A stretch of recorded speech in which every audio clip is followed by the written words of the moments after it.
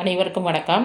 அன்னைக்கு முந்தைய வீடியோக்களில் பார்த்தீங்கன்னா, இந்த தைராக்சின் ஹார்மோனை தனித்து பிரித்தவர் யாரு?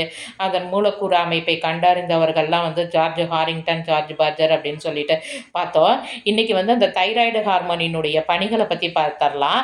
அதாவது அடிப்படை வளர்சிதை மாற்ற வீதத்தை பராமரித்து ஆற்றல் உற்பத்தி செய்கிறது. நம்ம உடம்புக்கு தேவையான ஆற்றல்களை பற்றி சொல்றாங்க. உடல் வெப்பநிலையை சமநிலையை பராமரிக்கிறது. அடுத்து மைய நரம்பு மண்டலத்தின் செயல்பாடுகளில் பங்கேற்கிறது. உடல் வளர்ச்சி மற்றும் எலும்புகள் உருவாக்கம் ஆகியவற்றை கட்டுப்படுத்துகிறது. உடல் மனம் மற்றும் ஆளுமை வளர்ச்சியில் முக்கிய பங்காற்றுகிறது. இது ஆளுமை ஹார்மோன் என்று இதுதான் ரொம்ப முக்கியங்க. ஆளுமை ஹார்மோன் என்று அழைக்கப்படுவது எது அப்படின்னு சொல்லிட்டு அது நம்ம கொஸ்டின் கேட்டாங்கன்னா நம்ம இதில் தைராய்டு ஹார்மோன் சொல்லணும். செல்களில் வளர்ச்சிதை மாற்றத்தை ஒழுங்குபடுத்துகிறது.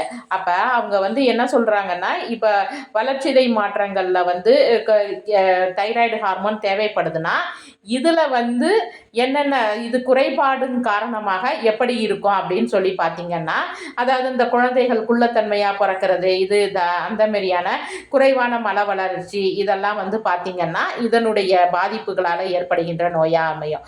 அதே மாதிரி பார்த்தீங்கன்னா இந்த தைராய்டு ஹார்மோன் நிறைய அதாவது அதனுடைய செயல்பாடுகளில் குறைபாடு ஏற்பட்டுச்சுன்னா அந்த பாதிக்கப்பட்டவர்களினுடைய உடல் வெப்பநிலையானது அதிகமாக இருக்கும். அதே நேரத்தில் இதனுடைய பாதிப்புகள் இருக்குமானால் நரம்பு தளர்ச்சி நோய்கள் உருவாகும். அதாவது அந்த இதை பார்த்தீங்கன்னா ஹைப்பர் தைராய்டிசம் அப்படிங்கிற ஒரு இதுலையே சொல்லியிருப்பாங்க. தைராய்டு ஹார்மோன்களின் அதிகமான சுரப்பி காரணமாக கிரேவின் நோய் பெரியவர்களில் உண்டாகிறது. இதன் அறிகுறிகள் என்னன்னு சொல்றாங்கன்னா, அந்த துருத்திய கண்கள் ஒரு சில இதுகள் இருப்பாங்க. அந்த மாதிரி வளர்ச்சிதை மாற்ற வீதம் அதிகரித்தால் மிகை உடல் வெப்பநிலை இதுதான் ரொம்ப முக்கியமானது.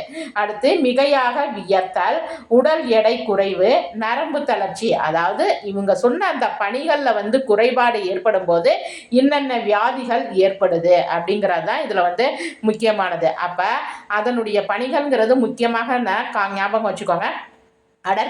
அடிப்படை வளர்ச்சிதை மாற்ற வீதத்தை பராமரித்தால் ஆற்றல் உற்பத்தி, உடல் வெப்பநிலையை சமநிலையில் வைத்தால், நரம்பு மண்டலத்தின் செயல்பாடுகளில் பங்கேற்றால், உடல் வளர்ச்சி மற்றும் எலும்புகள் உருவாக்கம், ஆளுமை முக்கியமாக இதுதான்.